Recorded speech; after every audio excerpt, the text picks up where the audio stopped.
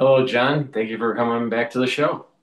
We're running a little bit late, but Yes. for the ones that are watching, thank you for joining. I greatly appreciate it. Make sure that you subscribe. Make sure you share the links with your social media and do the click the like button to help spread the word that we're doing these Yes. shows. We do these shows usually every other week. And also in the description box, please click the link to John's website, and that will take you to his readings and his periodical where you can sign up. We're going to talk about that later in the show about what that all entails. But please go to John's website and sign up and help support the work that he does. So, John, we were talking a lot behind the scenes about music and other things. So, where do you want to begin? Oh, well, I think we'll start with something. We have some amazing things to share in this show. But I think one I didn't talk about before the show is, probably a lot of people are wondering why I'm not talking about Three Eye Atlas yet on these shows. The mysterious object that has entered from deep interstellar space into our neighborhood of Sol. That's the name of our little neighborhood because our sun is named Sol. And so some dear friends of mine were like calling me and say, what do you think about this thing? And why have you been so quiet? And I said, well, because there's a whole lot of noise going on about it, a whole lot of excitement, a whole lot of hair on fire stuff going on about it, a whole lot of stuff that may not be true, a whole lot more stuff that may be projected upon by people's hopes and fears. I would just simply start by saying I'm on the record for decades now, especially on Coast to Coast, because George Noory would periodically ask me, and I think Art Bell used to as well, uh, when there would come a time where it was just unquestionably there that we know without a doubt that there are other intelligent civilizations out there. And one of the way I've evolved my look at that has been um, a variation on what I'm about to say about this Three Eye Atlas. I guess that's what they call it. And so um, I've always had the feeling that we will discover them rather than they imposing themselves upon us. And because if we then discover them, it is our act of free will as a species to discover them. And it would be a very bad move. I think a lot of the God stories and Apollo and all this other stuff where somebody were kind of godlike aliens that were not following the prime directive from Star Trek, don't force people into evolution in a violent way. It's almost like, when somebody sexually abuses somebody. I've had friends and of mine and who have said, women and men who have said when they were forced into a sexuality long before they were really naturally ready for it, it said suddenly I had all these feelings that I couldn't deal with because this is too soon. I'm still a child. And in a way, the human race would be in somewhat abused by civilizations that would impose advanced ideas that maybe we're not ready for yet. I mean, everybody has their own timing for things, um, especially since the universe its source is timeless. So it's always here now when it's ready. But but for us, it's perceived differently unless you get in that space of witnessing that is timeless inside you. So the thing is, so I was saying we'll discover them. And so I also started later, decades later, to say when I thought the window would open, and I've always been saying it would open in the second half of the 2020s, the second half of the 2020s is when this big discovery will be known. So, so here we are near the tail end of 2025. We will have officially, by New Year's, be passing into the second half of the 2020s. And so I'm thinking that I'm looking closely but quietly at what's going on with this anomaly that has shown up in our um, solar system. I mean, it's doing some very unusual things. But as some physicists will remind us, is that it's possible. I mean, the fact that it's so luminous, the fact that it seems to be reflecting light, the fact that it is moving faster when it should be slowing down if it were a comet. There are very unusual things, but do not jump if you have any scientific inquiry. Do not jump into presuming that something that is could also just be a rock from another part of the galaxy where there's different physics going on. I mean, some of the people who have also said these things. I would simply say, I suggest to do what I do about UFOs, and I've seen a lot of UFOs. One of these days, I should do a show where I talk about all the different things I've experienced and verified while it was happening. I mean, just to give you one bit, I'm going to write a book called The Ghosts of Rajneesh Prom. And in it, that's the commune in Oregon, Osho's the Rajneesh commune, which I'm a member of. And I was there as a resident for nearly 4 years. And because of the spiritual things that were going on there, because of the Buddha field that Osho was sending out about 21-mile radius all around the area, it was a very interesting place if you work with the dead or things that are interdimensional or stuff, as I claim to do, because all kinds of souls were coming, hovering around that area, trying to find a way to be born in that energy. And I remember sometimes when I'd be dancing ecstatically with thousands of other people in our 2.5-acre long and wide Rajneesh Mandir, our main hall, we started as a greenhouse, but really we were turning it into a building. And uh, Sometimes you might be aware of this when you're in an ecstatic space, you you see inside without your eyes what's going on outside that your normal eyes can't see. And I remember dancing, I would feel them. I would feel the entire ceiling of the greenhouse. Our high ceiling was like a, a,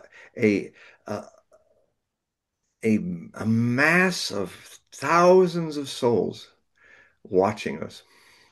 Where for every one person that was dancing of the thousands there were like thousands and thousands more that were waiting and watching, just hovering there. Hard to define where they began and where they ended with each other. They were all kind of tangled together. And um, so this is also a kind of discovery. When do you experience? It's always good to, on your own, discover these things rather than be forced to see these things. But anyway, about this subject, um, I still don't know what it is. Uh, I know my bias about it is that if I were a ufologist, I would be I would be even harder than a cynic, which is mistakenly called a skeptic by most people who don't know the real meaning of the word skeptic. They use it like the word cynic. And except for Rachel Blevins, one of my sources of all my other sources, really brilliant people, Rachel Blevins out there, very very good blogger to watch. She's in Houston. She actually said, "I'm cynical about what you said, just like I do on Coast to Coast AM." And except for her and me, I haven't heard anybody do that because cynic it's honest. It's saying I have a bias against what you said. And I'm openly saying that I don't believe that's possible. And that's it. I'm not going to say, well, I'm skeptical about that when the skepticism means to observe and investigate without a front-loaded bias. So, so the way I like to be a cynic is, I can't say I'm a cynic about UFOs because I've seen them and I've had interactions with some very strange folk that not are really from this dimension. So, so I would say, in the case of this object, um, I want so much for it to be true that I will do my worst to prove that it isn't. I'm taking my time with this. I will write about it in my next Hogue Prophecy report is coming out in February, as I usually do. It'll be the predictions for the next 12 years. Oh, it's 12 months, sorry. With me, they're like years with everything that's going on these days. I don't know what it is. I think there's a lot of noise out there. I think there's also a lot of obfuscation going on. I find it very interesting that the army, the thousands of amateur astronomers who are really good at what they're doing, who are taking amazing pictures, NASA is clearly not showing, when they show examples, they're all fuzzy and screw in. And then this guy just showed one of his, and I know he's legit, it just showed one of his elongated, glowing, bluish things with the stars around it, that he did a special slow um, filming process that really bring out the light, which these people with their billions can do, but they're not doing it, and that's got me suspicious. And I understand why. If Rendezvous with Rama was Arthur C. Clarke's prophecy about the first contact, and then we've seen Star Trek, The First Contact, and all these other things, and if it's completely confirmed that there are others out there, what do you think that's going to do to all the world governments and businesses that want to keep us all divided and against each other? Um, the idea war might disappear, war as we've known it, if we realize that there's, with any alien civilization that exists, we can prove exists, there can also be a threat. So as Arthur C. Clarke said in one of his books, I think it was the 2001, 2010, 2050, those kind of books. He said, well, when we realized that there was actually life on Europa, um, it kind of changed the whole gestalt of we had to come together. Now we're all together in this threat. We have to stand together. We have to stop wasting our time fighting each other and doing all these silly things and wasteful things. We have to start being one as a species, because now we know we're not alone, and that is not only wonderful, but it's also a threat. It's like we could be the American Native American Indians who are making many prophecies about the coming of the white brother from the east.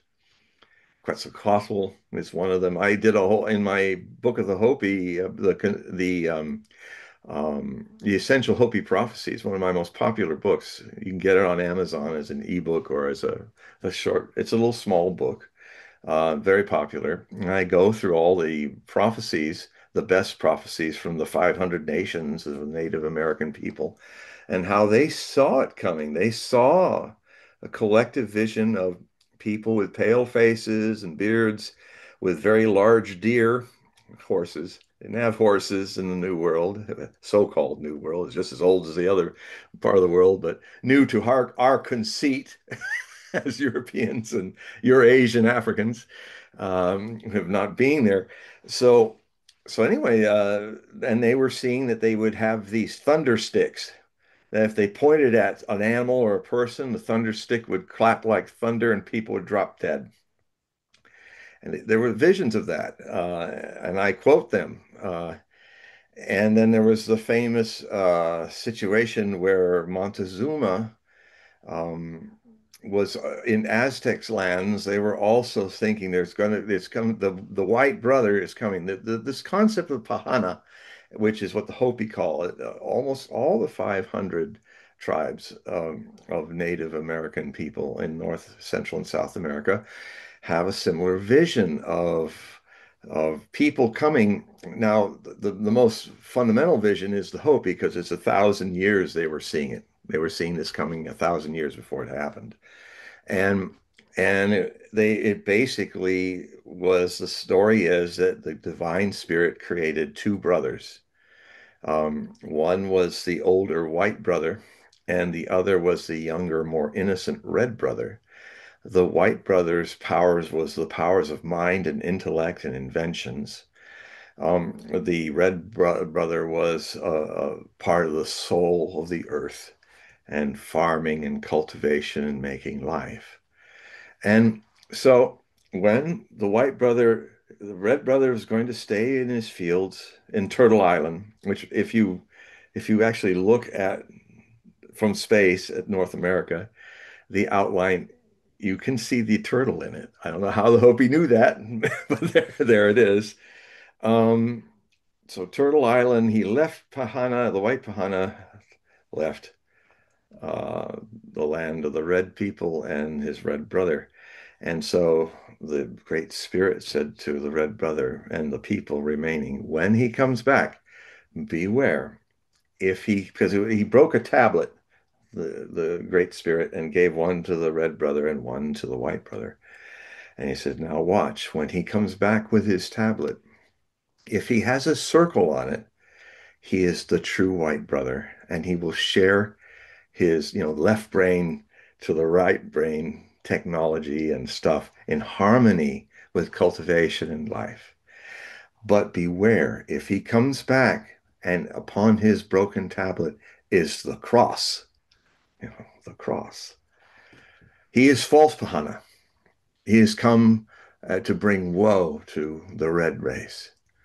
And so, um, when so Montezuma was looking in the feathers of a certain bird to do scrying. They used to do the Aztecs prophets. They used to scry by holding this bird and looking at the back of his head with all his indigo feathers, and then they would see the future. And this was about over a dozen years before Cortez and his ships came. He saw visions of the deer, of the thunder guns, he saw these huge canoes, which were larger than anything that we had ever seen in Aztec lands. And they had huge red crosses on them. And so he wasn't seemingly aware of that prophecy. But anyway, because the Aztecs, when they met Cortez, they welcomed him as a guest.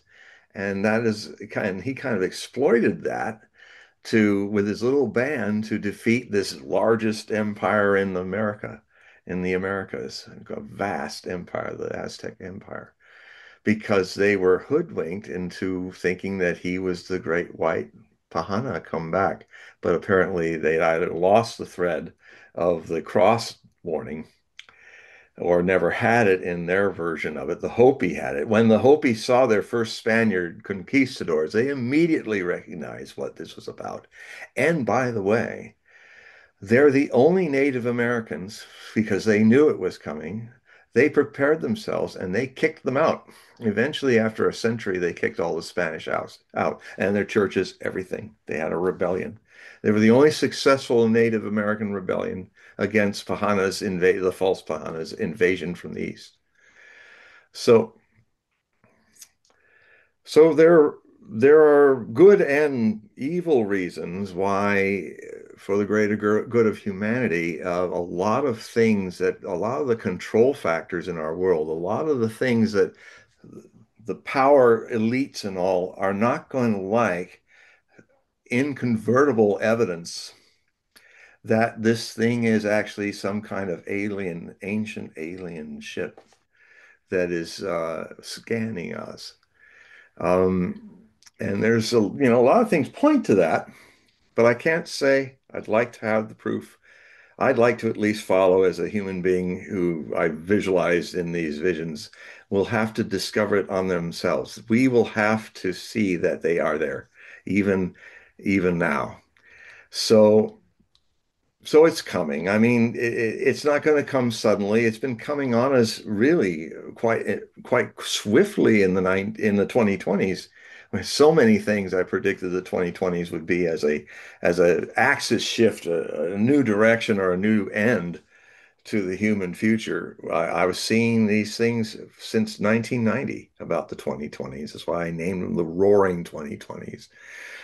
And they have certainly fulfilled, and now they're coming into their second half, which is even more revolutionary and more world changing, epochal changing.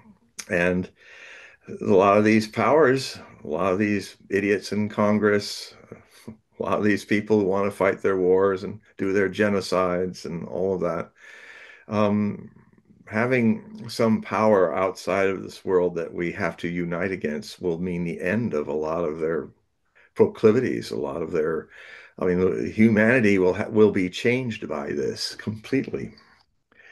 And so, it's the powers are not going to very easily allow un un well evidence that you can't deny because they're always about keeping their control. They're always about that.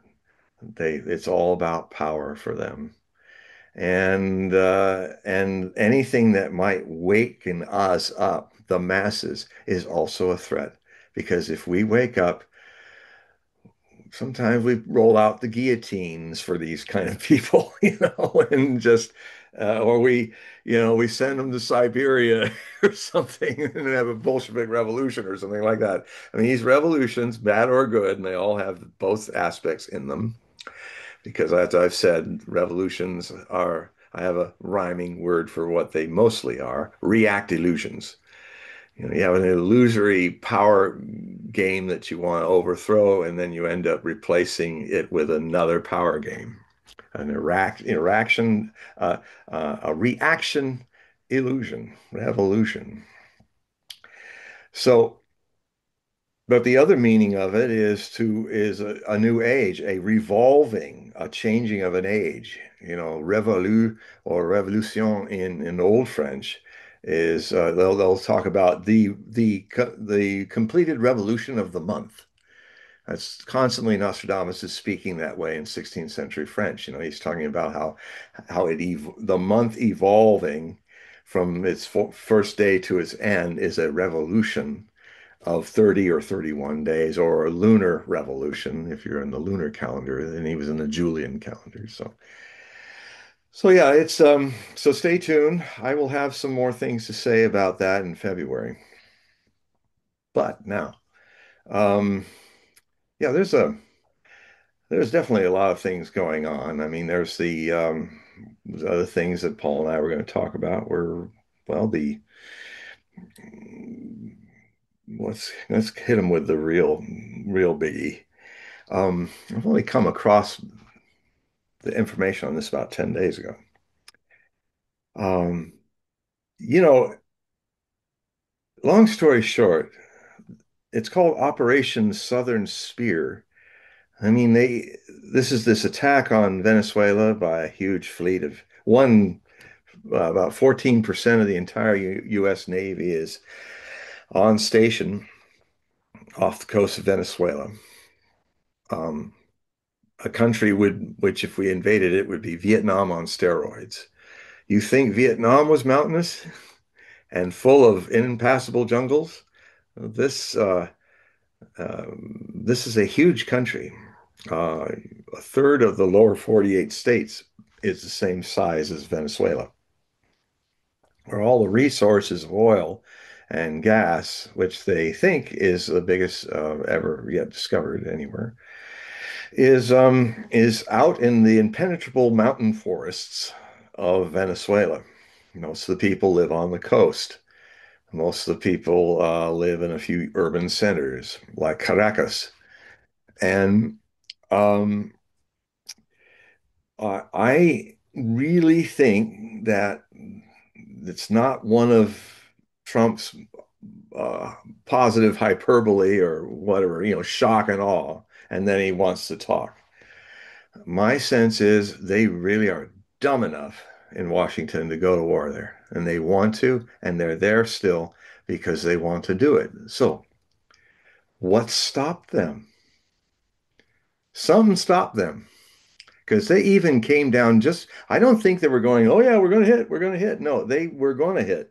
They even finally, this is usually what we do in our wars of America, raping and pillaging countries. Um, we used to just destroy villages to save them in Vietnam. Now we destroy and render into failed states entire nations. Iraq, Libya, Somalia.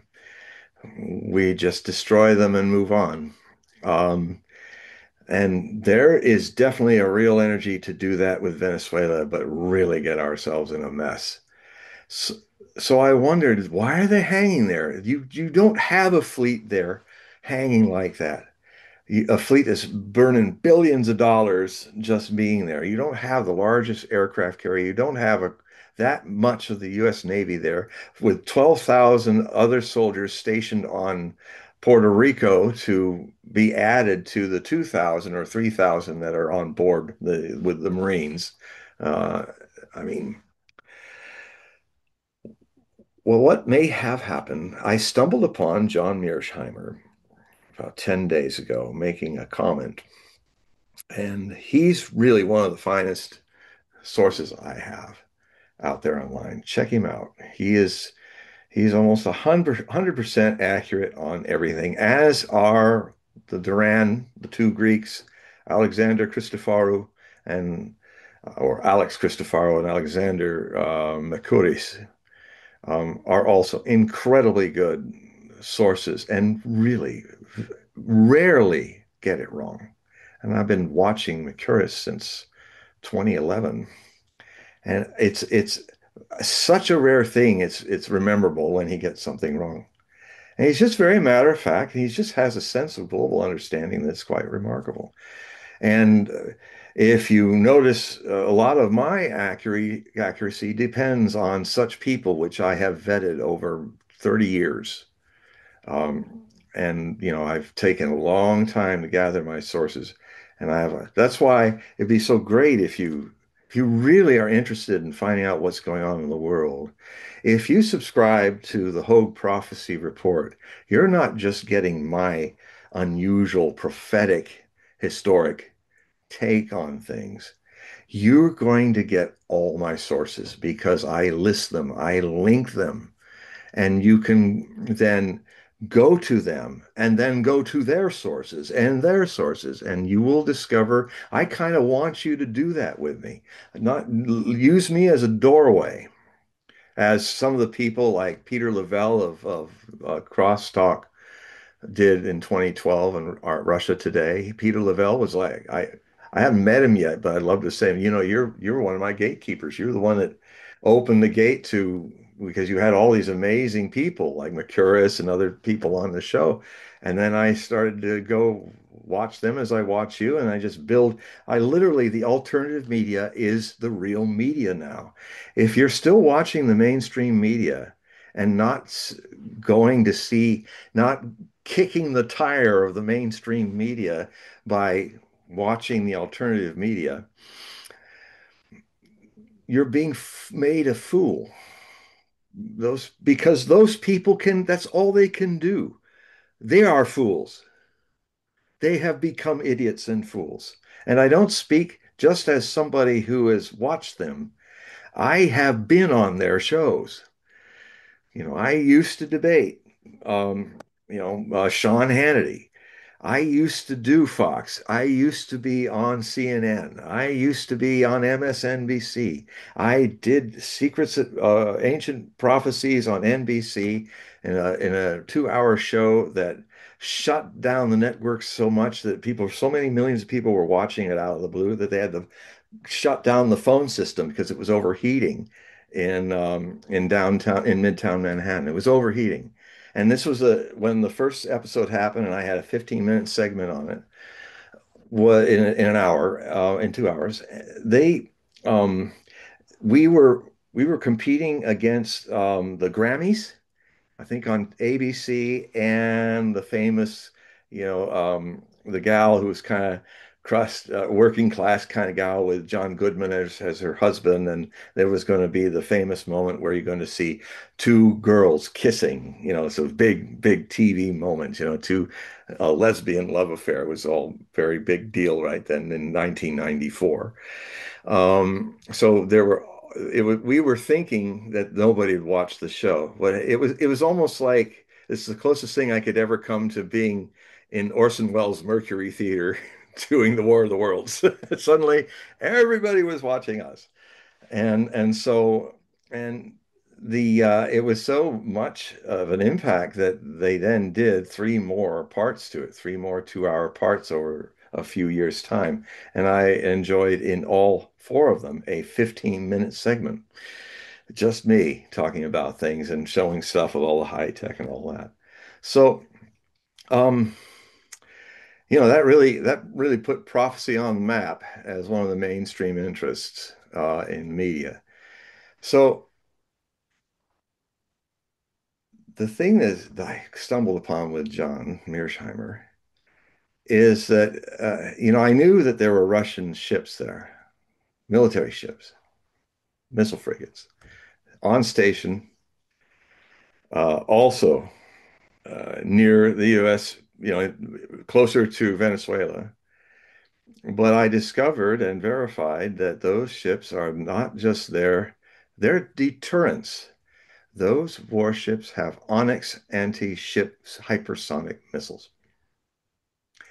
something that the United States Navy has absolutely no ability to shoot down. And if you've been watching all these supply planes coming in and out of Caracas and bases in Venezuela and unloading, well, now we know what they're unloading. Maybe dozens, if not more, S-400, top of the line, anti-missile, anti-ballistic defense systems. So the Russian system is decades ahead of us.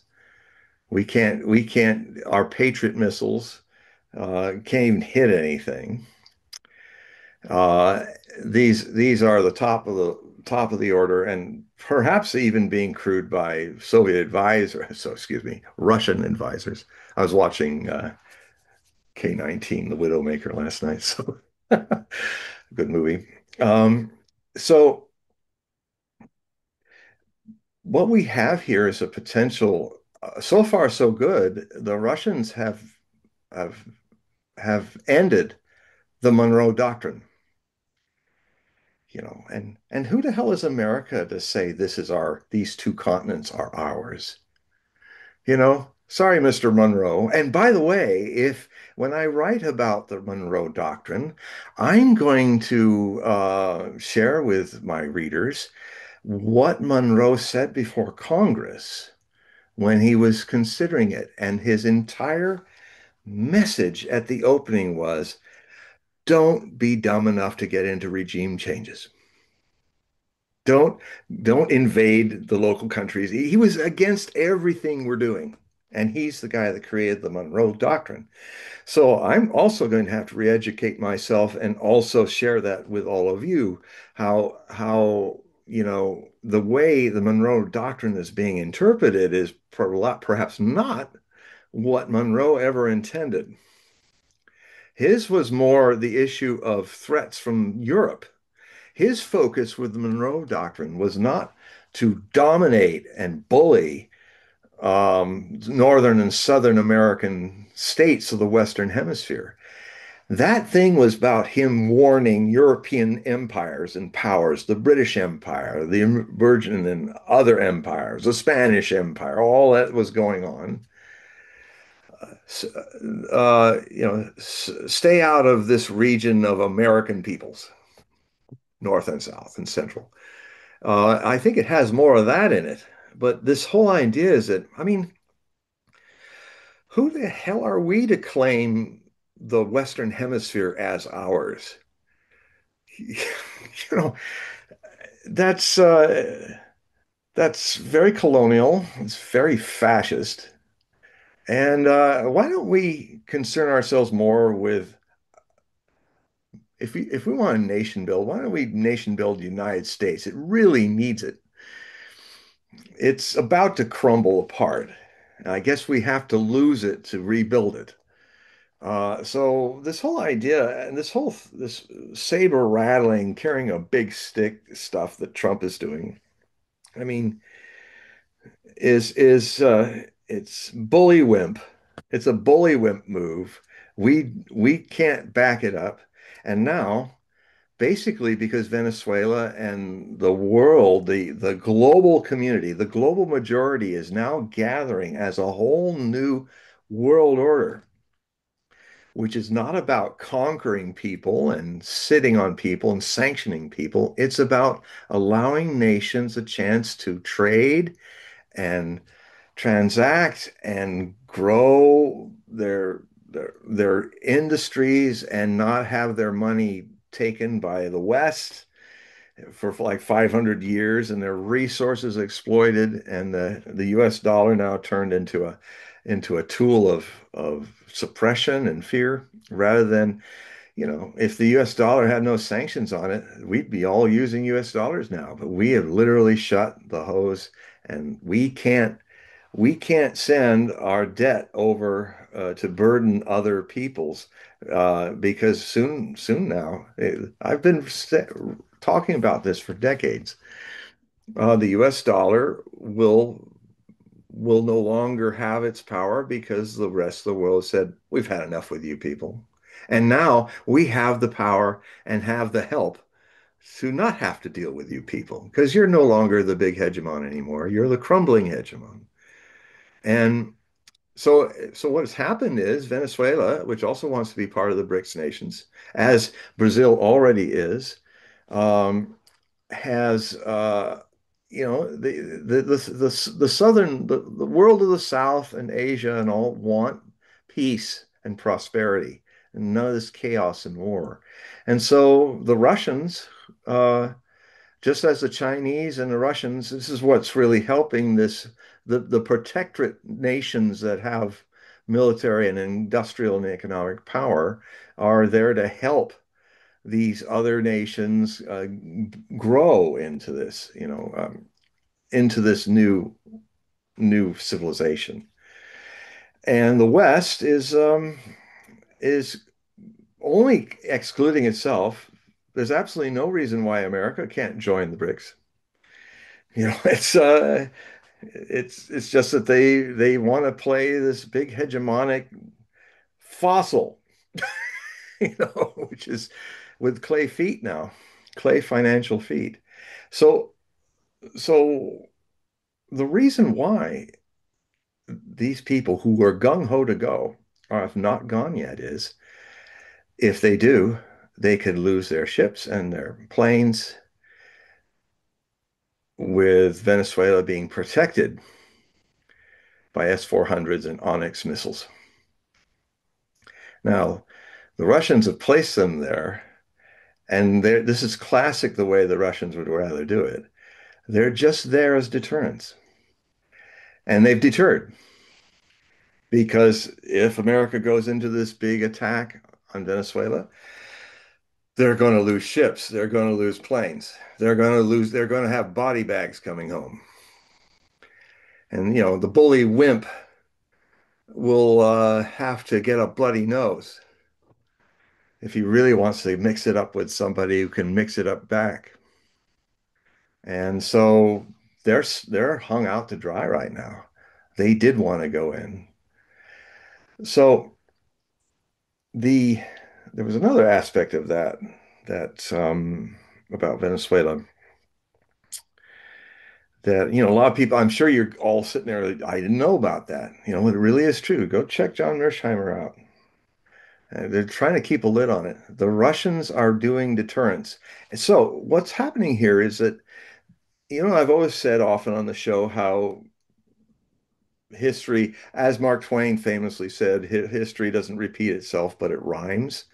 Well, I've been for decades having this another, I call it Alice through the looking glass, the karmic echo, where whatever was done before, like Vietnam, quagmire in the jungle, Texas president, launching an invasion I mean, Vietnam, that is, launching an invasion on Vietnam, North Vietnam, uh, on a false flag. It wasn't a reality. The Gulf of Tonkin incident never happened. It was probably lightning, distant lightning, in some tropical distant lightning storm, and people started firing at it. I mean, it was the whole thing happened. It was completely erroneous. And then once we were in, they didn't care. They just, we were doing Operation Rolling Thunder and bombing North Vietnam, and I watched it all live when I was growing up. And so, so what we have here is a reverse image of Vietnam. Well, the reverse image that happened before was Operation Iraqi Freedom, which was also based on a lie, based on now a Republican Texan president. And the reverse image was not a dark, dank forest, but a desert country, a quicksand form of military quagmire. And it certainly was. So that's kind of how karmic echoes work. Well, this is a more interesting karmic echo because it is a new Vietnam, only it's more mountainous. It has 30 million, 35 million people. It's not a divided state in civil war. It is a united state. And not only is it that, the ability for every guerrilla, every mercenary you can think of from the entire South American continent wanting to come in and pitch in. This is like Vietnam having all Southeast Asia's forces coming into the fight. So it is bigger, it is more magnified, it is more impossible to achieve. And like with Vietnam before, they were sending weapons. Most of the weapons that the North Vietnamese used were from Russia. Well, now Russia is helping this Vietnam of South America to defend itself, to deter this. The other thing, too, that it's an echo of is the Cuban Missile Crisis. Um, Russia was, the reason why Russia put missiles in Cuba was exactly because we did the same thing first, putting missiles in Turkey that were only a few hundred miles off this Black Sea coast, right into the center of Russia. And so, ironically, the Russians actually strategically got what they wanted. I mean, Khrushchev would look at those, he'd be on his dacha in Crimea, waving his vodka glass at the horizon, saying, over that horizon are a bunch of U.S. missiles that can knock Moscow in 5 minutes. Why can't we do that in Cuba? Because his whole idea was, we will deter you from threatening our cities, our decapitating us with a surprise nuclear strike. We will do what you've done in with your Hercules missiles. We will do it with our SAM missiles and other missiles and regional ballistic missiles in Cuba. And most Americans don't know this, that as much as Khrushchev tried to, with bravado, tried to hide the fact, he literally almost sent every missile that they had, which wasn't a lot. Yeah, we had 3, 4 times more nuclear bang than the Soviets did at that point. Um, that was almost all their missiles. What they, made it like, oh yeah, we got a lot more, over here. But no, if that had gone off into a nuclear war, the Soviet Union would have been absolutely destroyed. We would lose about 20 million people, which would be pretty bad. But of course, nobody knew then about nuclear winter. So, uh, and it would have been the doom for everyone.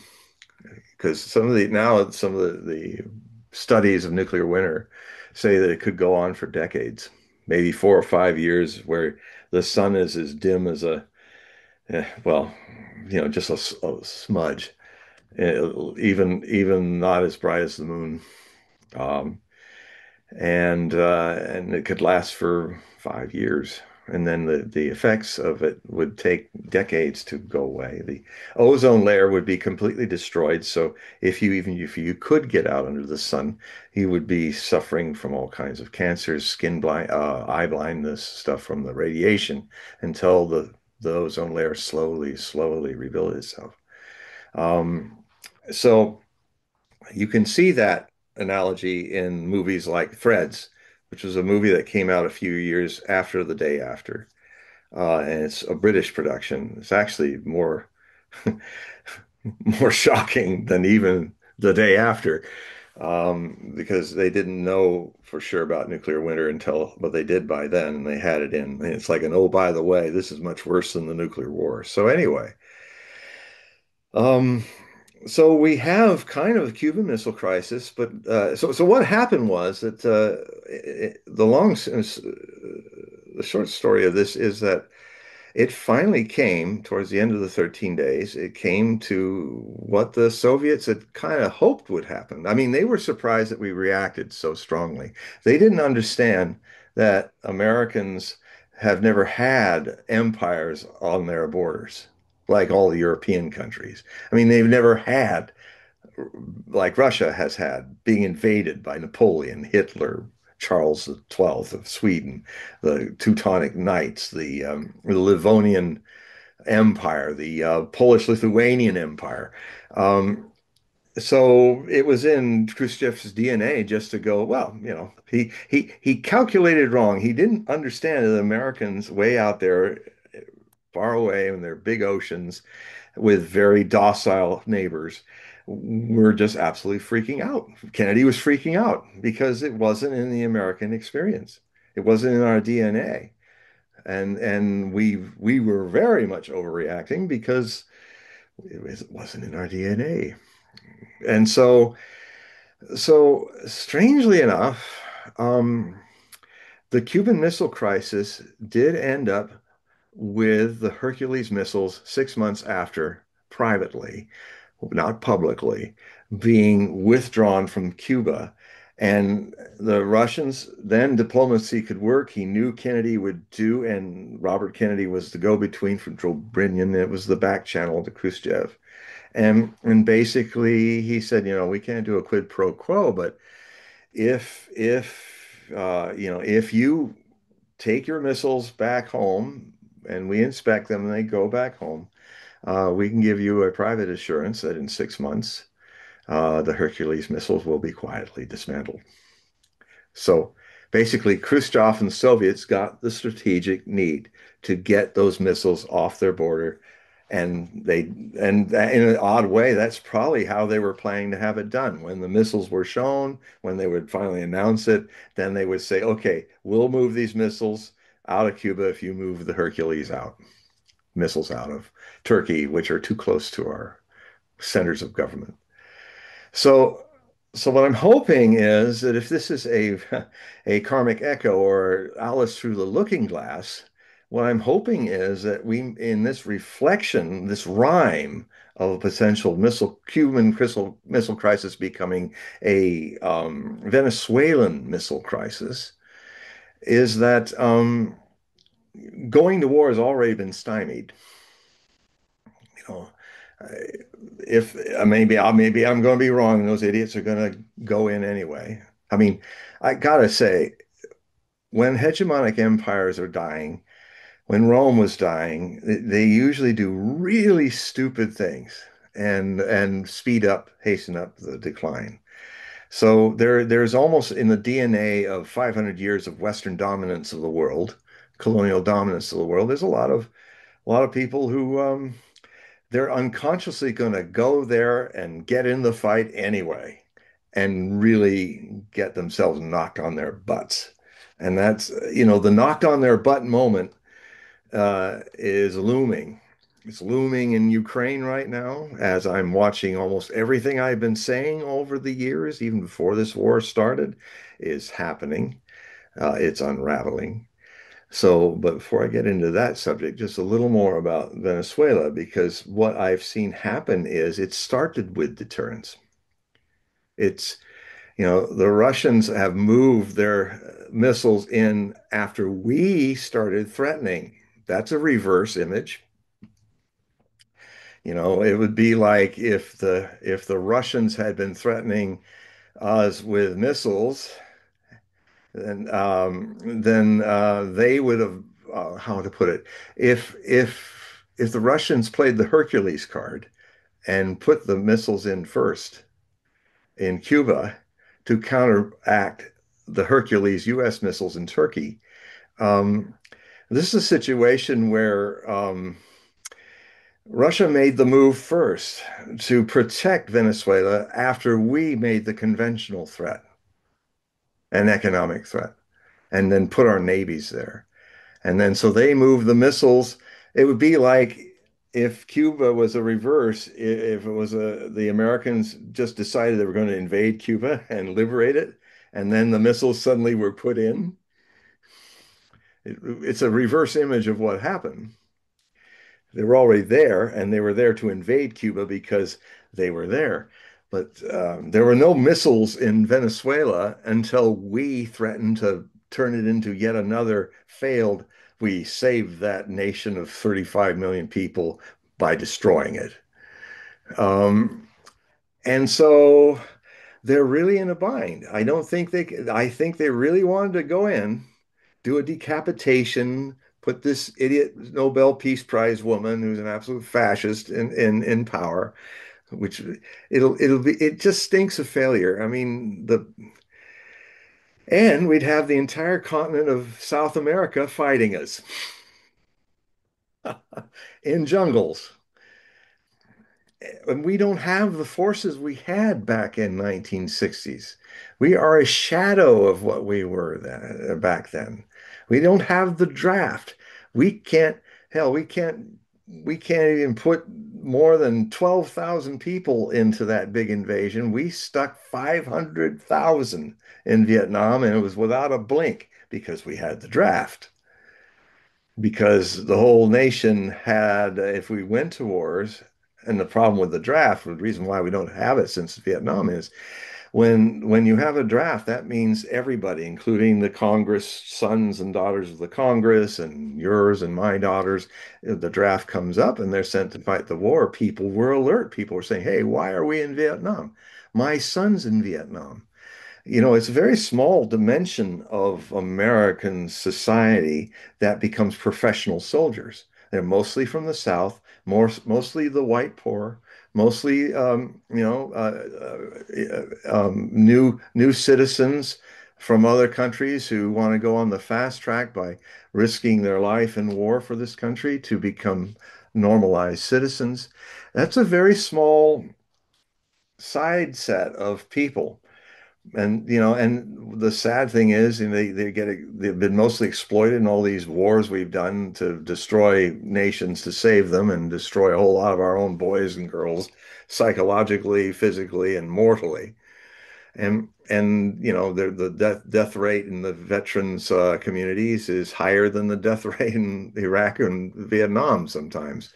And because it was it's immoral form of fighting. We weren't defending ourselves. We were the SS invading the Soviet Union, creating Lebensraum.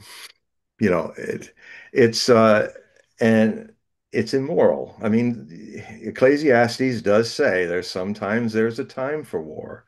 And I would say right now, all this silliness about trying to negotiate 28 points, 15 points, God knows what the point of it is, that everybody's making their own versions. Oh, now the Ukrainians had their version. Now the Germans have this version. And you know what? The Russians never got it. They never got the official points. Yes, Lavrov and Putin is like, well, we never got it. We never actually never sent us what we could call the thing for negotiation, but they were all sending it out to each other. This is this is the silly world we live in right now. Silly with nukes. So I am hoping that what has happened is that Venezuela is not going to be attacked. That this is a good version of putting missiles, uh, not and then not missiles close enough to affect us. They're missiles just to protect Venezuela from a surging enemy, an empire whose only interest in that place is not the people of Venezuela, it's the gas and oil. The whole strategic thing is that if China is getting oil from Russia, then we need to find a place in the Western Hemisphere that has as much oil as Russia has, so that we have our own independent source of oil. And you know what's so odd about it? Do you know that Maduro, the president of Venezuela, first off, in the first few days of this, actually before it happened, he said he's had agreements where you can take as much oil as you like. He was making a long-term thing, and if we were smart, we would have helped the infrastructure of Venezuela's oil systems, which really needs improvement. It's really rusting and having problems. He was offering it to us. Venezuela was offering it to us. And the answer was to play gunboat diplomacy. Yeah. Is it true, or am I just dreaming that we have a second cognitively declining president after Biden? You know, it's um, it's amazing. So it could end up a positive Cuban Missile / Venezuelan missile crisis that we're in now, and it looks like the hegemon blinked. And now he's got to quietly, kind of slowly remove the troops and stop bombing all those Colombian fisher people. A couple hundred now are dead, that's absolute murder. That is not international law supported what's going on. Um, yeah. So if that's how it all ends, that the tragedy is only all these poor people were sitting ducks in their fishing boats, well, it's sad, but it could have been so much worse. Um, so another front um, is Ukraine. It is Ukraine is really starting to unravel, and there's movement all along the line. Um, there's clearly a lot of all I'm going to say is you're going to see a lot. All you people who want to see movement, well, I always said in a war of attrition, which is not about taking land, because you don't have to take the land in a war of attrition until you've destroyed the forces on that land. And so the whole thing about wars of attrition is you manage to have dominance of artillery and air and drone, and you make it even hard for the opposite side to even drive towards the front without losing all the way casualties before you even fired a shot. I mean, if you ever heard the story of the Das Reich Panzer Division, when Normandy happened, they were based down in Provence, France. And if you follow the story of you just when somebody owns the skies, your army is not just getting hit when you're on the front. Your army is getting hit on the road, hundreds of miles all the way to the front, and then you get smacked even more at the front. So, the Germans in the Western Front were losing 5, 10 times more soldiers than the Allies were because of that, because of domination of the air. And now we have this new and revolutionary form of warfare It's absolutely changed it. Drone warfare. That's there. You can now surround people on this front by the air. You maybe have three-quarters of a, let's say you have this much of an army surrounded, and then all their roads here are where they get their logistics to keep fighting, their food, their weapons, their bullets, their bombs. And on these three roads, over like 10, 15 miles of them, are hundreds of drones, thousands of drones, and they blow up anything you're driving in. I have seen in some of my sources, I have seen some of those roads clogged with flaming wrecks. And the other thing I've noticed that in this year, it's very hard to find a military supply truck. I'm literally watching this year started with all the drone shots of the drones hitting things. They were hitting cars, civilian trucks. Last year, they were still camouflaging them. But now it's getting so desperate and they're losing so many of them, they're literally civilian cars. In fact, I've even seen some of the Russian drones when they thought they were going to hit a bunch of Ukrainians, soldiers, they saw that they were civilians and they pulled off because the civilian, they're looking very carefully to see the Ukrainians on the cars or in the cars that are in earth brown camouflage before they go in. Um, so So there was an attempt in Pokrovsk, in this encirclement of Pokrovsk, Milograd. There was the Russians were literally digging in and opening it up for the relief force to go in and save the five brigades that are trapped in Mirnograd, which used to be 5,500 people. Now there are only 2,000 left standing.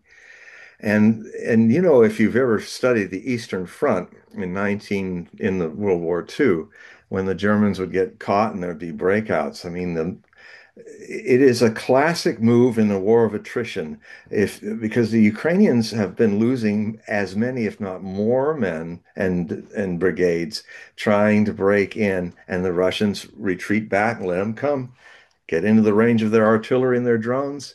And the kill ratios, I mean, the one of the stupidest things that has been promoted out there in the world is even today, Keir Starmer, a real bonehead, one of many that are running Europe right now. He was making a speech before the House of Commons, and they were all going, here, here, here, here, And he was like, as it turns now, we are, the Russians have lost over 1 million men in this war. And no, it's about 180,000 KIA. And then you add the wounded, and then you're looking at maybe all told near 250,000 casualties with 180,000 KIA. And the reason is air superiority, drone superiority. The Ukrainians were very good at it. In fact, the Russians learned from them, and then they did them 10 times better. And now, it's the amount of Ukrainians that have died has been at least 1 million killed, and another million that have been incapacitated and crippled by their wounds that can never fight again. Add to that, 350,000 Ukrainians have deserted this year. And it's so bad in Ukraine that and you'll see it in I'm the gatekeeper, door opener, window opener to you seeing. You can see, I can back all of this up. Um, if you become a subscriber, you'll be able to see it all. You can see it now, actually, if you just start looking for those places. You will see thousands of hours of footage of Ukrainian men being gang beated, dragged into vans, and carted off out of restaurants, on the street, in the church. And these big thugs come in and beat them up. And there's 60,000 Ukrainian military police, a whole army of people that could be fighting on the front who are doing this across Ukraine. And they make a point of doing it more in the Russian-speaking cities of Ukraine that they still occupy, like Kharkov and Odessa. They make sure they don't grab Ukrainians, and you'll never see any of the rich Ukrainian kids in Kiev. You'll never see it in Kiev because they've bought them off. So, and then the other thing that's happening is that I'll say it again, the missing in action is now in the hundreds of thousands, and the reason why nobody knows is that the from majors on up in the ranks of the Ukrainian officer corps, they are not reporting the missing in action as recovered, because if they do, then they have to start giving the money that they have been pocketing that cannot be given to the family until the deaths are confirmed. So if he's missing, he may still be alive. So what they've done is they've pocketed all that money for themselves, for widows, for children who don't have fathers, all these millions of people in Ukraine. And I I also watch a lot of my contacts are in Ukraine, and they just hate this government. It's amazing. It's very rife for a revolution. In fact, I've even watched some units of the Ukrainian army openly talk about we should turn our backs on the Russians and invade Kiev and clean things up, take all the Nazis out. I'm actually seeing that now openly. So it's like Dr. Zhivago just before the Russian Revolution. If you ever saw the movie,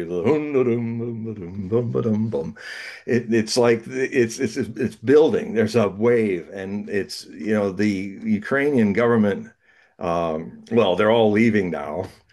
Yermak. Oh, by the way, Yermak, who's really the power behind Zelensky, the actor, Yermak, who this big guy's like twice the size of the little guy who can play pianos with his nards, and he's now said, "I'm going. This is so unfair. I'm a virtuous man. I am going to the front," he said, and I think he will, but not anywhere dangerous because of a certain law. If you're drafted into the army, all investigations into your business, whatever it is dropped. So he's putting on the uniform so he doesn't get put in jail. And he's like, "Oh, I'm going to the front. Well, he's a big target." It's just like, good luck with that. But he's going to probably just put on a uniform and still stay in the Kiev and still do the money thing and all that. So I mean, the Ukrainian government is so terribly corrupt. You know that the polls that are saying in Ukraine that they absolutely hate this. It's like 80-90% hate the government of Zelensky and the way things go, and 80 or 90% of them want the war to end. So it's terrible about how the power systems are being bombed, but that is strategic. It might take, I mean, literally, the Russians, this is war, folks. This is not pussyfooting about. And the thing is that I've been watching this war coming since 2014 when the civil war between Russian-speaking Ukrainians and neo-Nazi Western Ukrainians started. And they ran the show. They were bombing the Donbass for 8 years, killing tens of thousands of civilians. I saw a lot of it, a lot of the footage. Cluster bombs right in the center of only hitting civilians. They were not hitting any military targets. I saw it. I've seen hundreds of hours of hell of it since 2014. So karma came home to roost on this fascist regime. And unfortunately, one of the things that of war that's, to turn off all the gas and all the power at wintertime is an inducement to overthrow that government. It's war is war. The Russians never wanted to go there, but since they got provoked, you provoke the bear, honey, he's going to eat you. So, you know, don't provoke the bear. I mean, this isn't the first time this has happened. No, Napoleon, Hitler, blah, 800 years of it. Don't poke the Russian bear because he doesn't want Europe. He doesn't want Europe. My God, the way Europe is now, it's not worth having. Even we don't want Europe anymore. It's a mess. But anyway, so any questions We do have we do have one on X. on X? On. Wait, hold on. Oh, Yeah, I'm not going there. can you hear? Yeah. John, what do you think of the Nazi leftover influence in Ukraine too? Is that a true influence Oh, on yes. Go ahead. Go ahead. no the Bandera?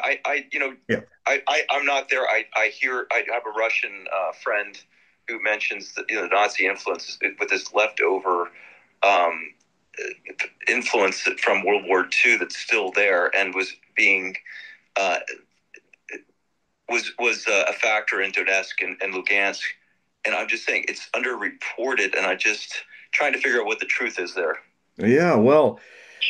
Well, first thing I can do is tell you to go to my Hogue Prophecy archives, and there's about 50 articles in there. If you search Ukraine in the search, you will find them all, and you will see my reporting since 2014, and you will see some of the links to the massacres and the things that happened.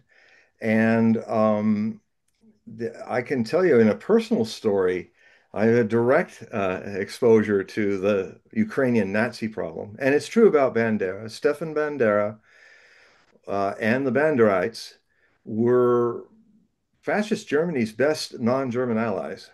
So much so that they even became a major part of managing the Holocaust and all the death camps. Most of the people that were running the gas chambers were not Germans, they were Ukrainian fascists. And of the OUN uh, group. Um, all their flags are back from those days. There, I have footage of torchlight parades that consistently go. In fact, one of my sources in Kiev, I think she's a kind of pro-nationalist because she actually made the mistake of broadcasting even a recent one last week with all the marching and the straight arms and the Slava Ukraina, Slava Ukraina. And there's also links to documentaries that I have, one that the BBC did in 2015, where they showed how the whole National Guard system, all the territorial guards, it's all part of the Banderites or Pratley sector, right sector. Um, the So I back it all up, and one of the very interesting things that happened to me is when I started showing the massacre in the Temple of Labor, where a lot of people were peacefully Russian, because the Russian-speaking city, and they were saying, "Hey, stop the massacres in Mariupol that were going on at that time." And the answer was there was a big torchlight parade, which I have photos of, and where they went up and down the streets of Kiev, and then they got in their buses and on the trains, and they drove down to Odessa, and they took down the kind of People's Park, the camp, the peaceful camp. They burned it down, beat everybody. The people ran into the Temple of Labor to be protected by the building and locked the doors. Then gathering all around there, including the governor of Odessa and the chief of police and all of them, and a lot of Banderites with their yellow and blue Wolf angle suns, swastikas galore. And they started throwing torches into the place and they set it on fire. And then some of the people inside were climbing out on the windows and they were waiting on the ground for them to take a jump, and then they rushed in like wolves and beat them to death. I saw it. And, that's when I said, man, if I were a younger man, I might, it's just like if you were a young man and Franco was doing atrocities in Spain, you might want to go fight on the Republican side, the Spanish Republic in the Civil War that's happening there. I mean, too old for that, but I was thinking, man, I can understand why young men go, hey, that's wrong. That is just so wrong. And and the other thing happened was that I was getting all kinds of threats on Facebook from, and I thought, well, I back then you could kind of go to everybody's, you still can, but you can go to everybody's, these people who are threatening me, all all have Facebook pages. So I went and visited their Facebook pages. And so I did a research, a reporting research, where I said, okay, all these people seem to be coming from the areas outside of Ontario, in the state of Ontario, near the main city there. That starts with an M. I'm sorry, Canadian friends. I can't remember. It's the Montreal. No, not Montreal. It's the where are the Blue Jays, folks? Where are the Blue Jay Toronto, baseball? Toronto, What's Toronto, that? Toronto Blue Jays. Toronto Blue Jays. Thank you very much. Yeah, so they were all around Toronto. Well, I thought that's strange. Why are they all around? Because what I saw on their Facebook pages, they were like they're Nazis. They're like really proud straight arming Nazis. And I said, where are all these Nazis come into Canada? Well, I did, as I do, my own reporting research, and I discovered that the Galicia division, which was at one point 12 to 15,000, 20,000 men with full Panzer battalions, APC, armored personnel carriers, everything. They were suited up just like any SS division of Germans. And they were fighting, and most of the fighting they did was actually massacring Poles and Slovaks and Czechs towards the end of the war. But then they ended up bumping into the Soviet army around Lvov, Western Ukraine, and they really got decimated. And so by the time the war ended, they managed to retreat into Italy out of Eastern Europe, and they then surrendered near Venice, around that area. They surrendered to the British forces. So the Britons, they had 20,000 men left. So those men were then shipped to, as you know, they're saying we fought the Soviets. We want to be like Americans and British. So that's how they lied about it. And then they went and they were protected and they were moved to England. But after a while, when people really found out how this politically smelled, they then moved them all to outside of Toronto. Uh, Most of them live outside of Toronto. So these people that were attacking me were the grandchildren and great-grandchildren of Banderite fascists, of the Galicia division. And so so I've had a direct experience of the Nazi problem in Ukraine, as well as showing the footage, showing it. It's extensive. And the not the just the Biden administration, but Barack Obama's administration, with Victoria Nuland, no less, who was then a deputy secretary of state, not the second in command of the secretary of state, where she even did more things for them when during the Biden era.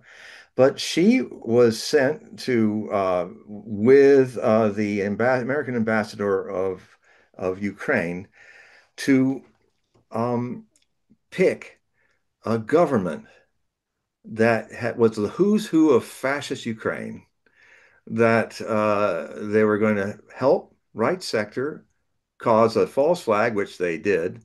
They were up on the buildings in the Maidan Square, firing at everybody, even their own. And they're up on this building, and they did studies of it. They know where all the shooting was coming from. It was the top of the burned out embassy that they were using as their headquarters during the Maidan revolution, where all the people were entire barricades from the fall of 2013 into late February of 2014. Now, Putin and the Russians and Western leaders had resolved the problem about Yanukovych, who was elected by a majority of people, but he's from the Donbass. He's a Russian Ukrainian. And and they finally, that's how the Maidan thing was foisted. And we, the CIA and all were in it. Like, this was one of the several color revolutions that happened since Ukraine broke away from Soviet Union. And the this they basically aided a man named Dmitry Yarosh, really evil looking guy.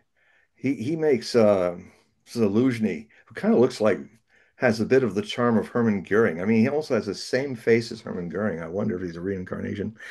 Um, he he's well, Yarosh is a really heavy guy, and he is like Nazi central. So you could do him from central casting. And his group did most of the shooting, and then they chased the elected, democratically elected, the last democratically elected leader of Ukraine out of the presidential palace, and cast them out. So the famous phone call that the Russians had a wiretap on it. So we actually have documentation of, okay, you pick Klitschko here, and then we'll have Yats. And no, we can't have the guy who's now the current mayor of Kiev. No, no, he's too independent. No, no, we got to have these guys. And they're literally picking Nazis. And then he said, "Well, what about the Europeans? We got to talk to them now." I'm not going to say the word, but she basically famously, for a whole Europe to hear, she said, "Oh, F the Europeans, F them." You know. So, and that got all over the place in 2014 that she did that. So anyway, she talked about how they put $5 billion into the whole system of doing this regime change, color revolution, overthrowing a democratically elected government. Some democratic country are we, the way we do that. We do that a lot, way too much. About 80 times it's been shown since World War II, 82 times that we've insinuated ourselves in overthrowing democracies mostly. And so, um, what that did is it created suddenly 20, 30 million well, not that many, but about 30 to 40% of Ukraine is Russian. And surprising, a lot of all those places that Russia wants back, well, it didn't want them back, that the Ukrainian Russians there wanted to be a part of Russia because they're basically Russian oblasts. Kharkov is also a Russian oblast, it's a Russian-speaking city. Odessa is, as is Kherson, and the Donbass, the Lugansk and Donetsk oblasts are all they never were part of Ukraine. Ukraine has never been a country until 1991. It has been a place where the Soviet Union dumped a whole lot of people, never asking if they wanted to be a part of Ukraine. I mean, what kind of country do you have when your name, Ukraina, means hinterland? So what's your country's name? Hinterland. Uh, is that a right translation? Oh, maybe I should call it the borderlands. How can a country be borderlands? Border of what? Well, Russia. Okay. So, so Tijuana is going to be the great borderland country of Mexico. It's like it's not a country. And it's failing because it's not a country. And what is also not told is how hard, to a fault, and actually Russians are a lot pissed off about this with Putin. They love him, but they really don't like how gullible he is. And even he admitted on Russian television when he was asked straight up by a reporter, "Well, we know about all these mistakes. Well, what were your mistakes, Mr. President?" Would you imagine saying that to Donald Trump or Biden? And the way he responded to it was quite, Putin was like, his body language was really telling. He didn't like go, "I didn't do anything wrong." He was kind of sitting there listening to him going, and what were your mistakes? And he kind of went like this. where do I begin? He rolled his eyes and he said straight up, I'm too gullible. I just keep trusting the Western people. They're going to, I'm a negotiator. I would add, he's a Libran. He wants to make peace. I watched him with the Minsk 1 and 2 attempts to try to solve this. You know, there are three times where diplomacy could have prevented all this or stopped this civil war from happening and prevent what has come since. Do you know that in less than a week after being provoked by the NATO trained army that NATO had amassed on the border of the disputed Donbass. Uh, they did it in April of 2021, and the Russians got there really fast and stopped it.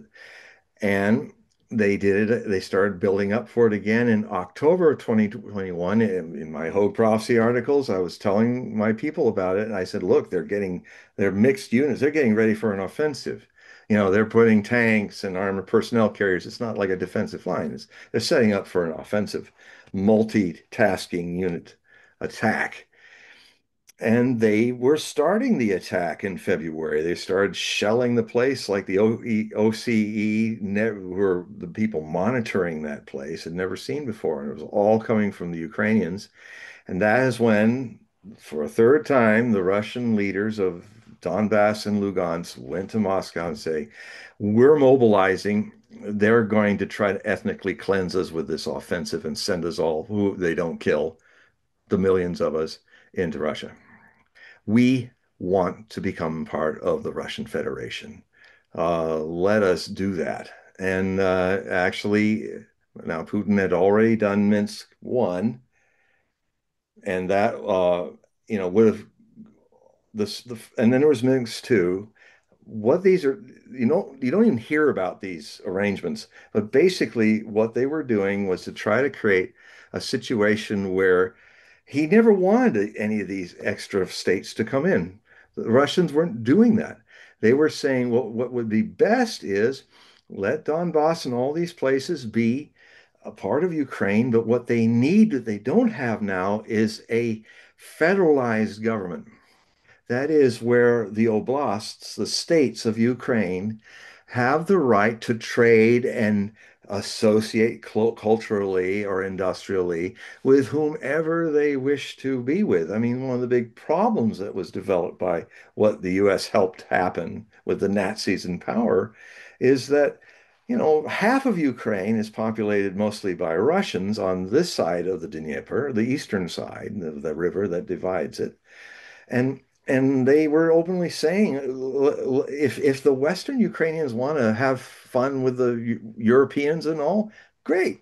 Why shouldn't Lvov decide to do more trade with them? Why shouldn't Zitomir and all those places want to associate with those people that, in fact, until Stalin took it all and put it into Ukraine, it used to be all part of Eastern Poland.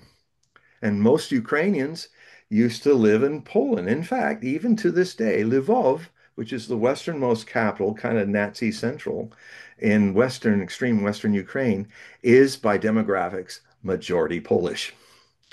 I checked it out.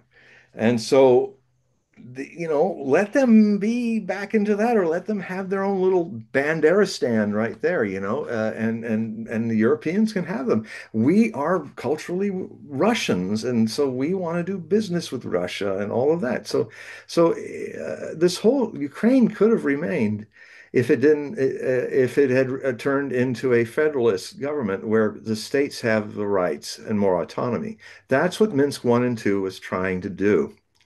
And it later came out that the two Western leaders, Angela Merkel and Francois Hollande, were the Chancellor of Germany and the President of France, respectively.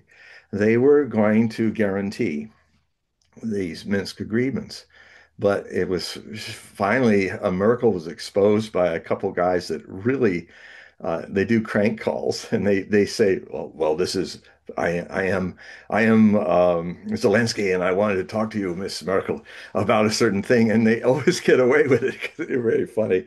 And so Merkel picked up the phone and she spilled the beans. She said openly, well, those Minsk thing, we were only just trying to buy time so we could train the Ukrainians and arm them for a war with Russia. She said it. And then Hollande, after she admitted it by accident because she was on the crank call, he stepped up and said, "Yeah, I was doing the same thing. No, we weren't really about peace. We were shining the Russians on." So you will not hear that, but that happened. And I can prove it. And the people I am source have the sources and proof of it. And so then, um, what then happened, most people don't know this. When the war finally started in late February, the Russians made a lot of moves and kind of took a lot of territory, and then suddenly they were right surrounding Kiev. That that was a maneuver that successfully hatched out within less than a week.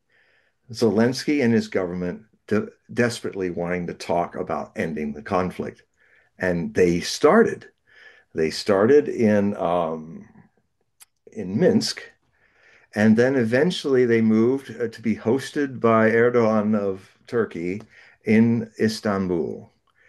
And within a month, they had and this was the plan of the Ukrainians that the Russians liked, and they signed off on all of it. It was they got no more of centralist government, freedom of the oblasts, Ukrainian or Russian oblasts in Ukraine to govern themselves more than from a centralized government. They they got the Russians didn't ask for any territory. They didn't even ask for Crimea. It was all, as long as all you need to do, the Russians' main point is very simple. Well, idiots apparently can't get it because they're in power and they're not getting it. Um, no NATO in Ukraine. It's already in your constitution, Kev. Read your own constitution. I've read it. It says that we must remain neutral. The whole way that the Soviet Union agreed to let Ukraine, a big hunk of it, leave was the guarantee that it would not become uh, a a NATO member. And And why? John, can I ask who was the president at the time that was negotiating that Minsk deal on the behalf of Russia? It was Obama. On the side of Russia. Yeah, well, let me see. Let me think. No, actually, let's see. When the war started in 2022, yes, it was Biden. So he was negotiating with Putin at that point in time. No, he wasn't actually. He had one meeting with him in Helsinki, and then Biden basically didn't talk to him for 3 years. Pretty weird, And, isn't it? When we had a Cuban Missile Crisis, when there was constant connection, Biden and his EpiPen handlers didn't want to have anything to do with that. It's very dangerous. and Poroshenko Poroshenko then been in power? Poroshenko was in power until 2019. First, there was the government full of who's who of fascism, and then Poroshenko then won the election, but people couldn't stand him. He was like oligarch as you can get. And so there was this. This is where where fact just goes beyond fiction. I've seen The Servant of the People, the documentary that Zelensky did. He's very funny and he's a very good dancer and actor. It's too bad he made the mistake of trying to get into politics. But what they did is it was a film that Kolomoisky, one of this Israeli Ukrainian guy who bankrolled him, he literally was trying to put a puppet in, and he started off with this wonderful documentary where this is just some school teacher. He doesn't even want to be president, but he kind of after all one thing after another, he ends up just being a simple man, a Mr. Smith going to Washington Ukrainian style, and he ends up becoming the president to make things better for everybody. And so when that movie came out, and then when 2019 came around, when they have their 5 year presidencies, I believe it's in odd years, um, he created the party that is named after the series. He literally turned. I mean, this is even beyond Trump and The Apprentice and stuff. It literally became a party and it won. I think 80% of the vote because he promised I'd get down on my knees before Putin if I had to end this war, to stop all this stuff and make this all right. And the Ukrainian people trusted him and they voted him into a landslide, kicking out Poroshenko, who all he could say in a famous speech that's out there on the internet if you want to see it. He was in his he was saying, our kids will go to school. Your kids will be hiding in basements. The kids, fellow Ukrainians in the Russian Ukrainian states. We will have food. You will be starving. We will be bombing you. This guy was a beast. And it's all there. And I think to your point, didn't he also withhold Biden in this CFR meeting said he was going to withhold the $2 billion to Poroshenko if he didn't fire the lead prosecutor in the corruption of Burisma? Oh, yes, that's all true. I wrote a whole some articles about it in the Hogue Prophecy Report. Yeah, and they're in my Hogue Prophecy archives. Yeah, he did that, and then he bragged about it. I think in 2015, the famous tape where he talks about, well, I'm not going to give you your $1 million, and it says, and and he openly showed his quid pro quo. He showed that he's must feel familiar to be in Ukraine because he's as corrupt as the Ukrainian politician. Yeah, no, that all happened. That all happened. And John, can I ask you one other question? I'm Hmm. sorry. The one thing I find fascinating, people take for granted our experiment that we happened here with, and even it was very divisive. It didn't look like it was going to happen in the setting up of our constitutional republic. I kind of take people back, like, what is Putin in the aftermath of the absolute shit show that followed from Perestroika, and who was involved in that? What I mean, do people expect that Russia would just naturally adopt a constitutional republic, or like what does it take? Do you see, having seen the mess that you've seen, how do people want self rule, and can they even organize themselves in such a way, or does it kind of require what happened here, sort of a miracle? Like, how do you see a country transitioning to what we associate with, say, a free society? Yes. Well, first of all, the first thing that Americans need to learn is our society is an American free society that has been evolved out of our American culture. That and one of the big myopic things that Americans do about the world is they just presume that our form of democracy must be everybody else's, completely ignorant of the other societies. For instance, how many Americans know how deeply based Chinese civilization is on Confucianism? It is, or that the Chinese people have in their culture a feeling less of what I'm doing and as an individual. Well, this one teacher I had when I was in high school said that they were all walking on the beach, and if it was a Westerner on the beach, they'd just be walking wherever they felt to go, and that's fine. That's us. But the Chinese said, let's all walk down this way on the beach together. The feeling of community from the ancient Confucianist ideas is very profound. So the other thing that's very important with the Chinese civilization, I'll give you an example before I go to the Russian, is that uh, China is about finding harmony between opposites. It's very fundamental to understanding China. I mean, it would be like if we were Star Trek. You know, in Star Trek, they don't just decide to go to some alien planet and just presume they're going to do what people in the Federation do. They have to kind of be careful and more cognizant of different ways people evolve. Well, it's no different in other countries. I mean, I had some sources that got me in touch with sources because I've always been fascinated by this very hard, impossible thing that the Chinese are trying to do, finding harmony between communism and capitalism. The Chinese, unlike the Soviet Union, always knew that they needed capital, as Marx in Das Kapital, wealth to fund a communist society. Because that if you don't have wealth, you're going to only share poverty.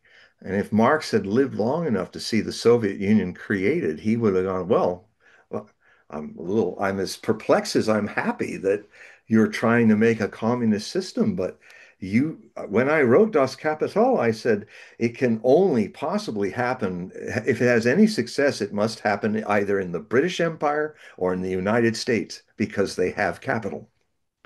You have no capital. What are you going to share other than just poverty? So, the Chinese tried to do it the wrong Marxist way, not the un-Marxist way. And then it went really to hell in the 60s with the Cultural Revolution, because unfortunately, I think Mao was suffering a similar cognitive decline that our current president and the previous one had. But he had the kind of power where he could make his dementia a policy. And it was a demented revolution. And they survived it. And then Deng Xiaoping came in, and he finally started in the late 70s a move towards more capital. So we have to build we can't have a workable communist system if we do not have free enterprise. Also, though a very different beast than what we want to do. And then you build over time capital, and that is what they've done. They've actually now have the capital. Now, um, people ask, why don't you ever let millionaires and billionaires run for office in Chinese Politburo? He said, well, we've watched you. We've watched how if you do that, then it becomes an oligarchy. And so the Chinese, if you want to be a capitalist in China, you can.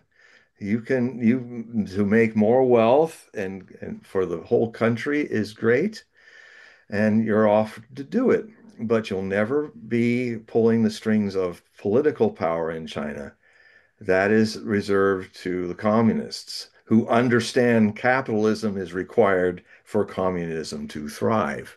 Now, you ask any Chinese leader about this, they know full well how difficult this is because they're doing something that my master Osho once said. He said probably the most pure form of politics, of government, would have to be a harmony between democracy and totalitarianism.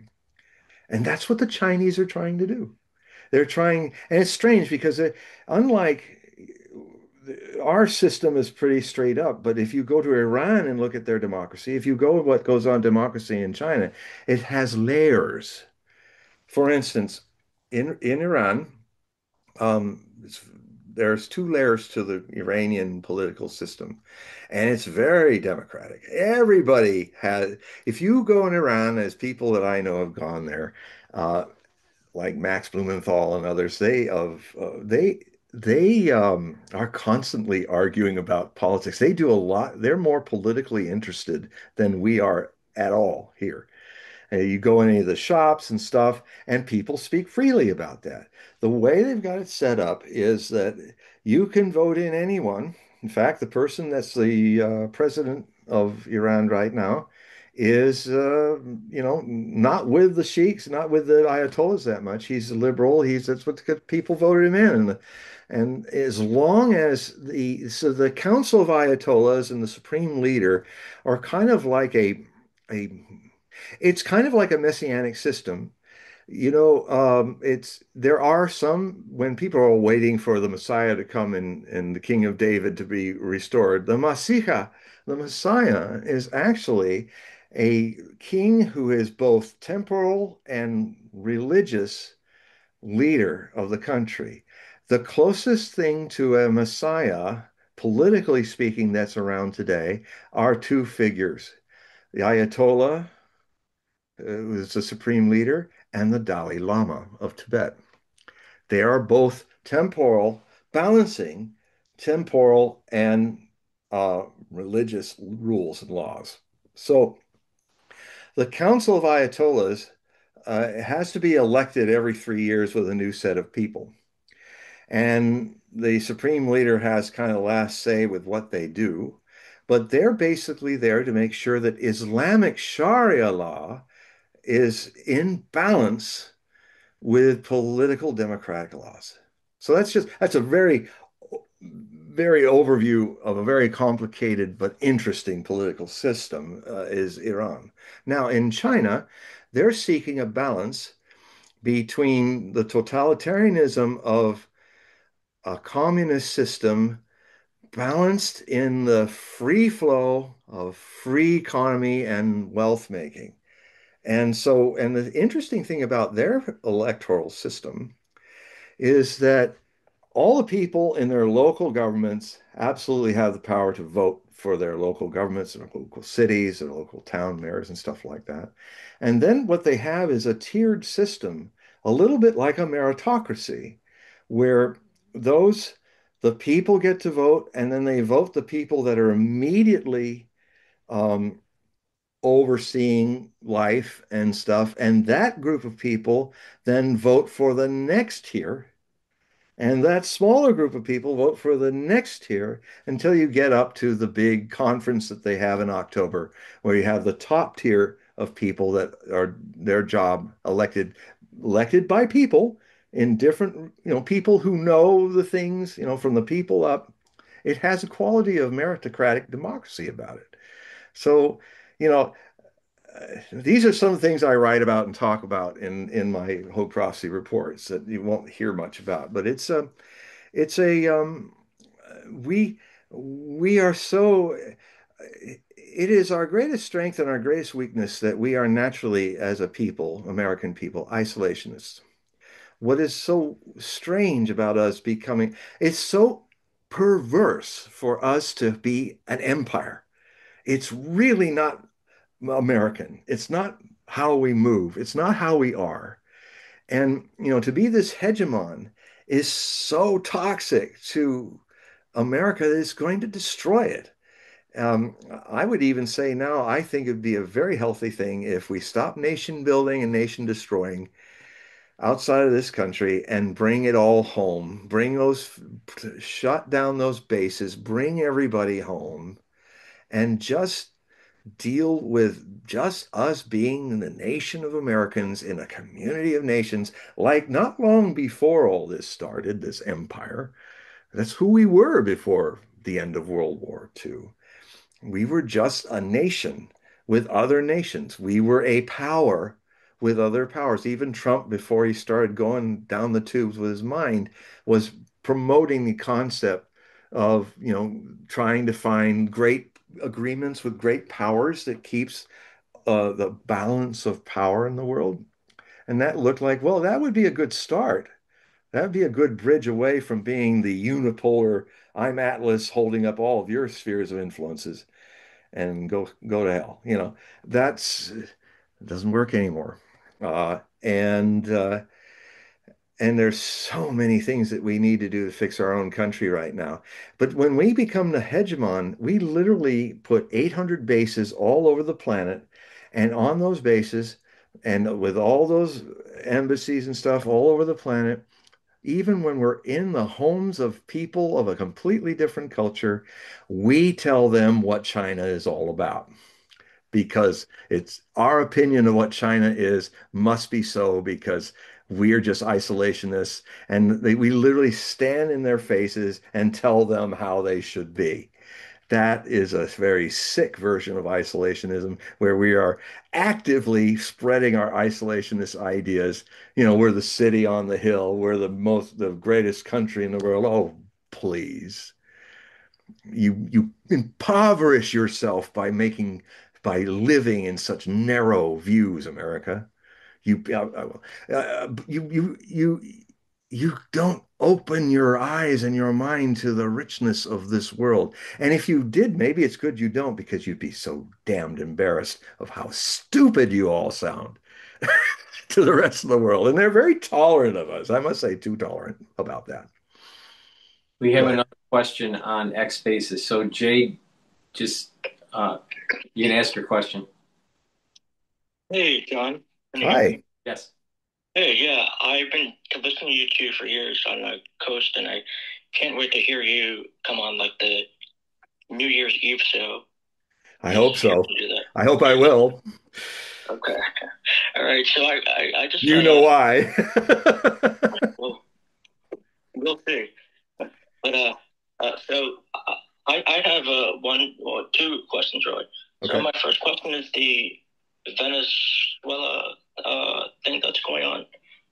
I do agree with what you talked about, where you were saying that the why do we need to get involved, and it's not the Monroe No Doctrine. doctrine. Um, so um, so I guess my question for that is like, do you think with all the other global South countries coming together, like you were saying, because we've done this before, like I think with Noriega, we also got him on some drug charges, and Yep. I think we've also screwed around in Guatemala and all those Yeah. other Central American countries. Helped kill 380,000 peasants. Right, right, yeah. But for Maduro, like, is it like because Venezuela is like the last? So like, I mean, there is Cuba, but like, that's the thing about Cuba. I don't know what Cuba is nowadays because they Castro's not around. But like for Venezuela, like, what is the end goal really for that? Because Maduro is gone, but then do we have like just the resources, or like do we, what do we want? What we want is we don't give a damn about the Venezuelans any more than we give a rat's damn about Ukraine. I hate to say it, but they're just material. We're there. Those powers that are running this country are just there to exploit that to get to Russia. And those people, those great people down there are in Venezuela. We just want the oil. And the odd thing is, Maduro is going to give it to us. But then there wouldn't be a war. Then there wouldn't be a reason to keep this military budget up to $1 trillion, because we're stuck in this addiction of hegemonic power. And what concerns me so much is that when people are addicted, they usually have to crash all the way, pissing on the street, laying on the street or something before they come out of it, if they survive that. And I'm just seeing how America seems to be hell-bent on going that route and as a nation, as a political idea. This bum who's leaking the street in his around his arms are nuclear weapons, as he's trying to sleep it off. This is the thing that's so really challenging about our times in the latter half of the 2020s. So so yeah, it's all about that. It's did you hear me earlier? Well, yeah, you did hear me earlier about the other stuff about Yeah, I Venezuela. think so. Yeah, Yeah. and then my second question is Yes. so the it's like a two-part question. So about North Korea, like what's the status of that? Because I remember Trump the first time he gets in, he does the big thing with Kim Jong Un. Then he does the second thing that goes sideways because I can't remember. I think it was like the nuclear, do nuclear, he wouldn't give up his nukes. Yeah. And then Why should he? then it seems to be not much talk with North Korea nowadays. I mean, I think I heard Trump talk about Kim Jong Un when he got in January, and I haven't heard a single thing about him. And then the second part of that's the second question is, what do you think about India and how it's going to be growing in the next many years? Because a lot of people think it's like the next hub of like I mean it's always been a hub, but but I think like China, like India has a lot of potential with the growth in like the next 50 years, maybe 100 years. Uh, The next the future will see east and west fade and north and south come into mind as a new way of looking at hemispheres. Um, Going to see some of the great powers of the future will be Brazil, definitely India. Uh, China is risen now, and Russia.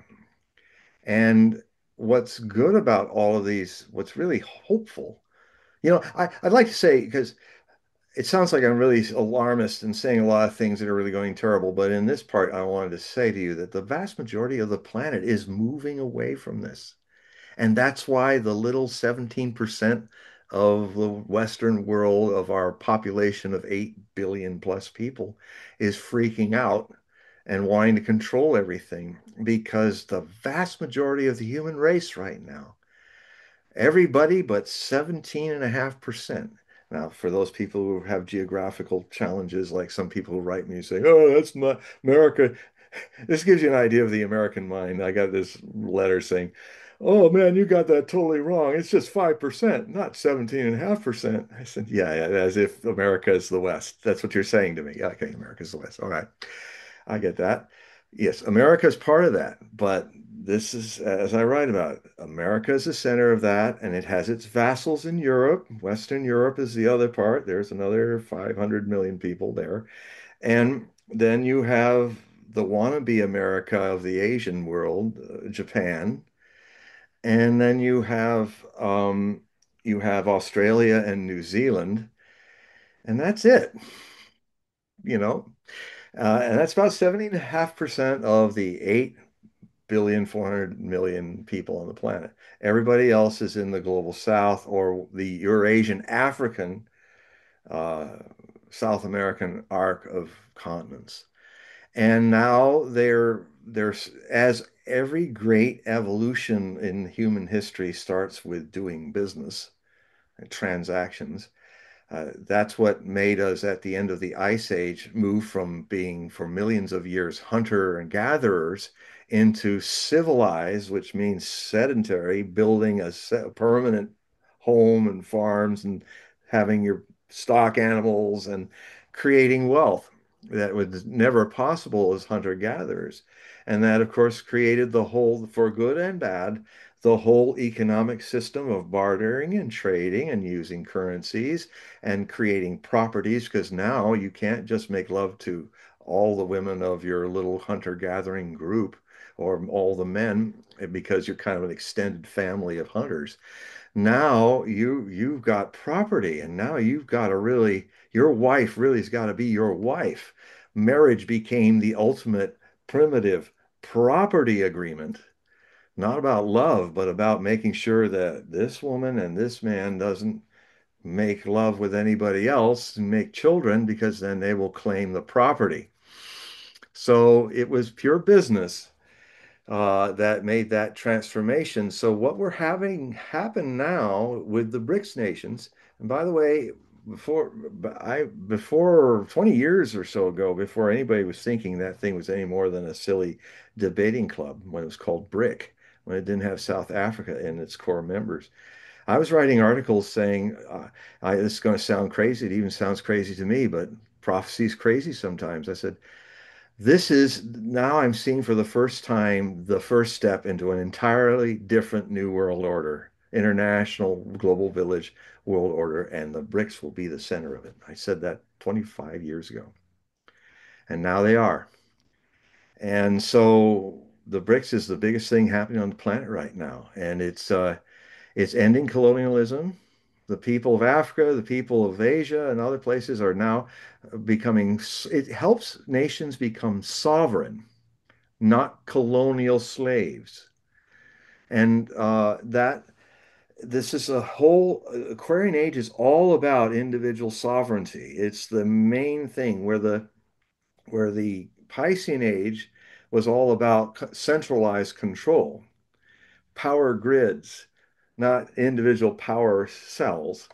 It was all about building groups of nations and a global government and all of that, centralizing. There will be a world in 150 years that can look like a global world, but it will be actually governed by its citizenry. The Aquarian Age is about masses of people gathering together collectively to create individual sovereignty.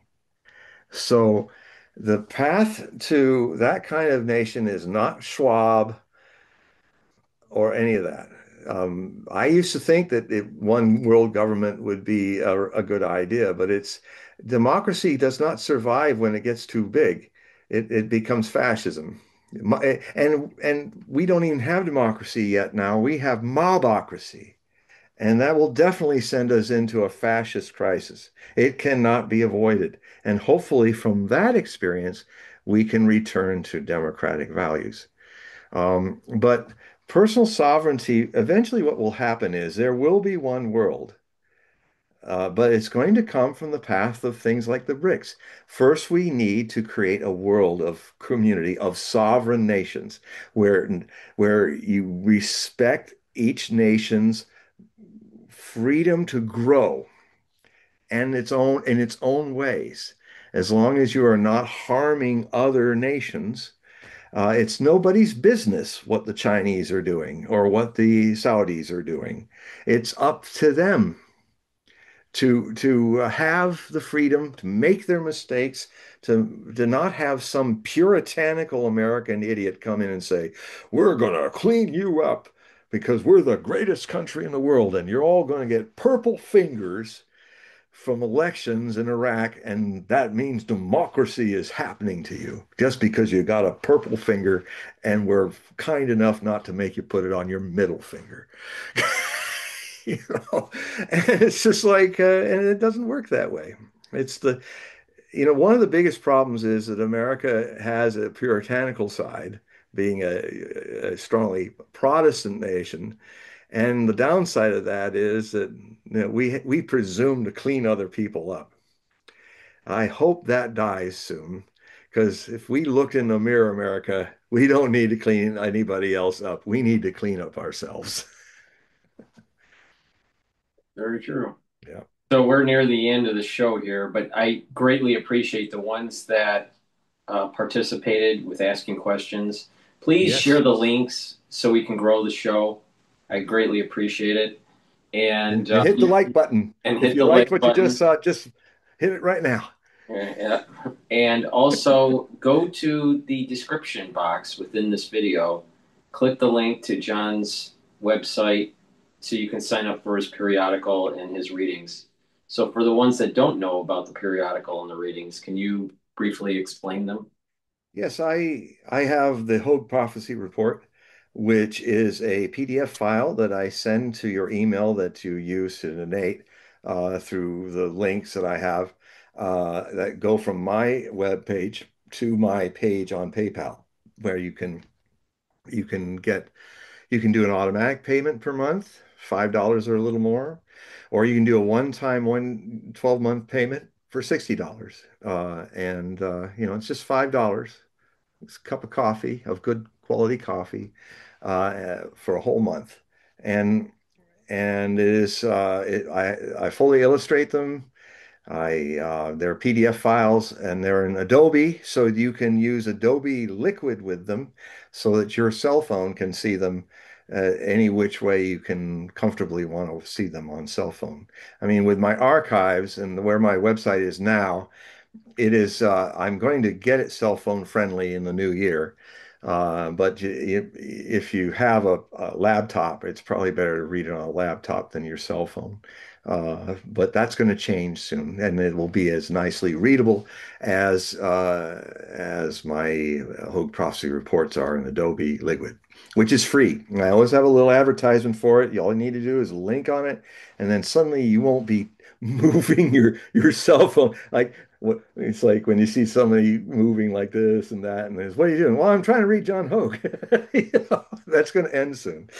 Any of you who've had to do that know what I'm talking about. That's gone soon.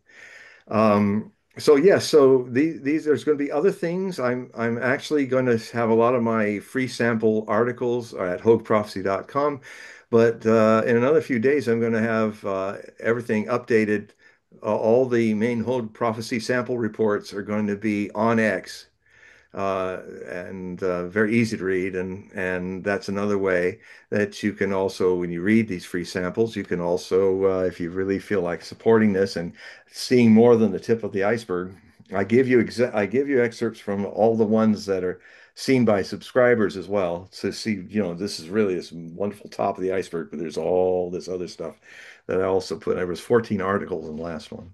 I'm going to do my new, I always start the year and publish it in February of the predictions for the new year. So predictions for 2026 is going to be my special report that's coming out in February, early February or around February. So that's happening now. The second thing is that I also do one-on-one readings through Zoom. You can see me as you see me now, and I'll be talking just to you. And they are sometimes 3 hours long. I mean, I really go deep, and the time really flies. I usually start with the Kelly Blue Book of your body mind vehicle, an astro.com chart of your birth chart or your transit charts with birth chart, which I'll give you the instructions how you can get that free from astro.com, and then send it to me, and then I'll have it posted here. And I will start looking at all the strengths and weaknesses and potentials and challenges and easy things that are there in your chart. And then I will go deeper with a tarot reading, doing the Celtic cross reading, as well as some other empathic things. So it's a lot of fun. People love these readings. It's always playful, even if it goes deep. It's always playful. So I'd love to see you all in person and share with you these things. And please help this work continue by helping. I'm paid only by my readers, so hope I see you there. And please do enjoy the free things too.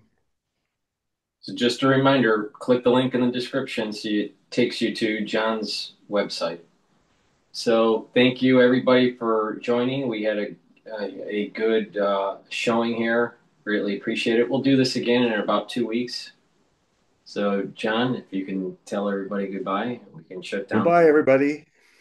All right. Thank you everybody for joining. See you in 2 weeks.